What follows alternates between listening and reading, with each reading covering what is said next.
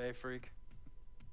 1 minute you're playing 21 and horse on the courts in Harlem, and the next moment you're in the showroom, configuring the gunmetal and graphite exterior of your luxury car and your iPad mini. Oh, I bet you get a crazy crowd when you drive that car around the block in the old neighborhood, huh? Yeah, I'm living the dream. Mad pandemonium. But folks from back around the way are real proud of me. Yeah, I hear you. Local kid makes good. You know, it kind of reminds me of when I took my tech stock public and I rang the New York Stock Exchange bell and my mom's friends called her up and said, "Maggie, is that your son on Bloomberg News this morning ringing the bell?" And my mom says, "Yes, sirree, Bob, it was him." That was a great moment, freak. And you know, our lives are like a pearl necklace of great moments, all strung together with the finest silk thread of memories. And we have to be very careful how we cultivate those pearls and we thread that necklace. Does this meeting by any chance have to do with Vic Van Leer? I grew up in the burbs, freak. I wasn't poor, upper middle class, comfortable. My daddy worked as an accountant for one of the largest insurance firms in the country. Smart with his money. Mom didn't have to work. I went to boarding school. And then my dad died of a heart attack when I was a freshman at MIT. I was a movie geek, wanted to be a civil engineer, but I made my fortune by becoming a hybrid of both those interests. My dad didn't want me to be an accountant. Oh, listen to this. My best friend was a guy named Isidore. Yeah, we called him Izzy. He was one of the smartest human beings I have ever met in my life. I mean, Izzy was taking second-year college calculus courses as a high school sophomore, right? Straight-A student, full ride to MIT. Izzy had the world at his fingertips. But he was always looking for trouble, and trouble found him. He ran with the wrong crowd. And when we got to MIT, he got this great job working for a financial consulting firm in Boston. But every weekend, he would fly to Vegas. You see, Izzy had a system for counting cards in Vegas that had the big casinos on the Strip. Oh, stymied. He would come back to MIT with suitcases filled with $200,000 in cold cash. What? Yeah. So your man Izzy was getting hit off like that? Like a fat rat in a cheddar cheese factory, freak. Okay, so what happened to this dude Izzy, because he's dope? No, not dope. Dead. After he'd been missing for 3 weeks, the Nevada State Police never found hide nor hair of Isidore. And our friendship took a hit when he asked me to hang out with him in Vegas, and I said I wouldn't do it because I knew he was on a dark and twisted path in his life. And yes, he was my dude. But no way was I gonna throw my life away trying to show my loyalty to a guy who really and truly didn't understand what loyalty was all about. So this meeting is about Vic. Correctamente. Okay, well, sir, Vic isn't Izzy. And why's that, freak? Well, for one thing, you and your dead friend Izzy didn't grow up poor. Me and Vic grew up in a neighborhood where we had to look over our shoulder every 2 seconds to make sure nobody was going to walk up on us and rob us. True. Izzy and I did not grow up in the hood. But we, like you, thankfully grew up in a 2-parent household. But even that wasn't enough for Izzy. He wasn't satisfied. He was always looking for a 5-alarm fire when he already had the warmth and comfort of a loving family. This is not about class warfare, freak. This is about the consequences of making bad choices and risking it all when you feel like you have nothing to lose. Vic is like a brother to me, sir. But you shouldn't be Brother Vic's keeper, freak.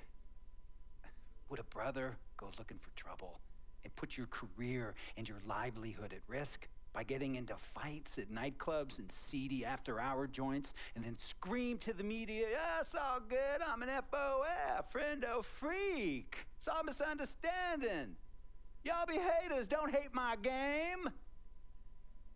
I don't think a brother would do that to someone they really cared about, but a guy who looked at you like a meal ticket would. No. See, you don't understand Vic. Really?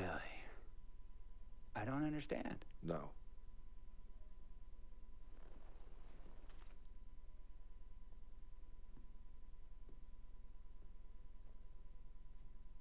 Look, man, a misunderstanding with the guy in the next VIP booth. His honey started flirting with me, so naturally I started flirting back. Next thing I know, Captain Cornball's off my grill piece beefing. Next thing he know, he got a 2-piece and a biscuit on his left eye.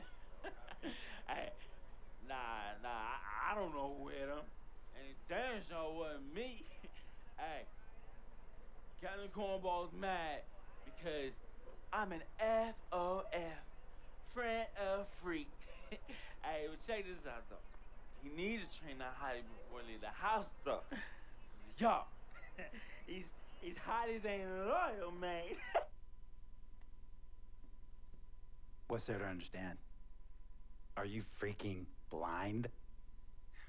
You know, I just want to know, how much did you pay your lawyers to make all this go away? Almost $100,000. Excuse me, son, I'm sorry, I couldn't hear you. I said I paid almost $100,000. Exactly. And if you keep riding shotgun with Vic, you're gonna go broke. Quick, fast, and in a hurry. Look, Vic is my friend, and I grew up with him. How many times I gotta tell you, sir? Freak, this is not a request. I am not asking you to do this. I am telling you to do this. And the first order of business is that Mr. Vic Van Leer is banned from traveling with you on the road. Vic is banned from the locker room. And Vic is banned from this arena. And if I catch this guy, Vic, in or anywhere near the facilities, Mr. Vic Van Leer will be arrested for trespassing. Are you serious, sir? Brother, I'm as serious as cancer. We all know that can be deadly. You know, when me and Vic were kids, playing summer tournaments at the Dome, we always imagined making it to the pros, right? And after the crowds left, just a street light was on the court, like 11:30, 12 midnight, even 1 in the morning sometimes. We used to practice player introductions, running on the court, giving dap, high-fiving the teammates. Vic, he would act as an announcer. You know, he would introduce me, announce my name on a loudspeaker, and the Jumbotron would flash my image like a little guy dressed in long shorts and a jersey. And now, fresh off his 3-game, 62-point scoring streak, the youngest player to ever do so in NBA history, Frequency Vibrations.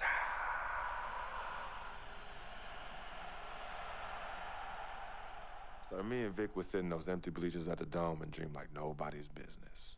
And now I'm living a dream. For real. And in so many ways, Vic was part of that. Please,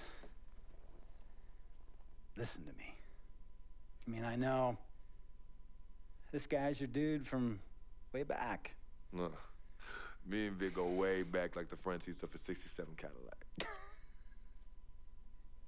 That's good. We go way back. Did you say front seats? Front seats of a 67 Cadillac. We go way back like the front seats of a 67 Cadillac. Well, do you have any crickets? I'm gonna be the hit once again at Herbie Allen's Sun Valley Shindig because my fellow billionaires love it when I walk and talk that talk. So that almost sounds... No, let me tell you exactly what it sounds like.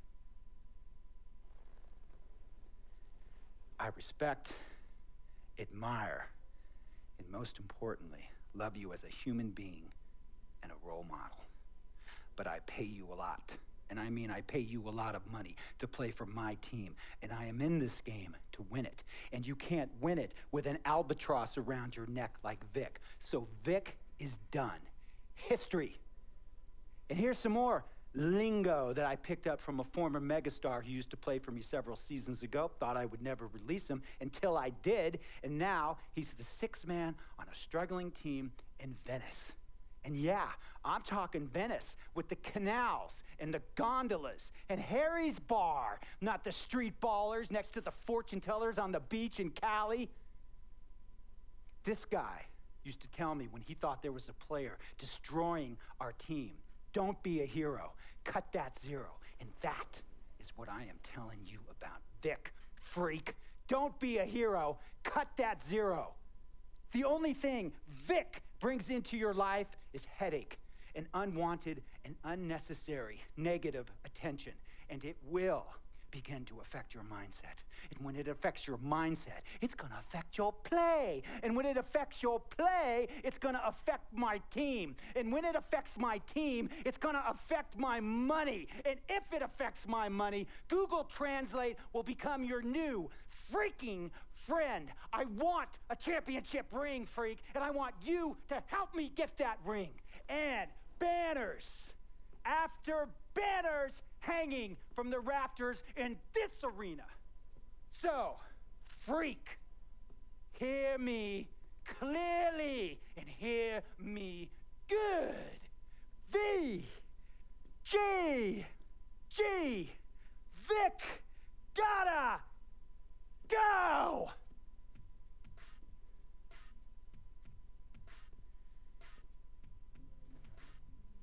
Handle your business. And remember, that contract you signed contains a morality clause, a very important clause that revolves around your conduct on and off the court, and how it can negatively impact my team. Now, I don't want you to have to learn Italian or Croatian as a second language. And hey, playing pro ball overseas, there's nothing wrong with that. But the arenas are nothing like this, nor will the money be the same. And on top of all of that, this is the US of A, the greatest freaking country in the world. Ask yourself, is Vic worth all that? Think about it. Think long, think wrong. Has his bad rap. It's not, and I understand some of his judgments might shadow his actual character. He's not that at all. Man, Vic, let me tell you something. We actually, we have love for each other. We're brothers. Blood couldn't make us any closer at all. I mean, he has so much loyalty to me and to my family. You can see even Cece, has issues with him, but he still loves her. He still loves her.